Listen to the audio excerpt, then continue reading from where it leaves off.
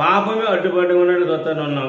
కాబట్టి ఆ పాపమును పరిహరింపజేస్తేనే కానీ, మానవుడు చేసిన అతిక్రమములను తుడిసివేస్తేనే కానీ ఆ మనుషులు తిరిగి దేవుని వద్దకు వచ్చే అవకాశం లేదు. కాబట్టి సర్వసృష్టిగా చనిపోయిన దేవుడు చేస్తాడని కనుక నీ అతిక్రమములను నేనే నా చిత్తానుసారంగా నీ అతిక్రమం తుడిసివేస్తాను, నీ పాపములను మరి ఎన్నడూ జ్ఞాపకం చేసుకోను.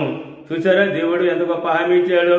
ఏమండి, మనం చేసినటువంటి తప్పు ఎవరి దుట్లో అయినా సరే, ఏ మనుషుల దుట్లో అయినా సరే, ఒకవేళకి మనం తప్పు చేసినట్లయితే ఆ మనుషుడు చచ్చిపోయినంత వరకు కూడా, లేకపోతే తప్పు చేసిన మనుషులు చనిపోయినంత వరకు కూడా ఖచ్చితంగా ఆ పాపమును ఆ అతిక్రమం జ్ఞాపకం చేసుకునే మనుషులు మనం చూస్తూ ఉన్నాం.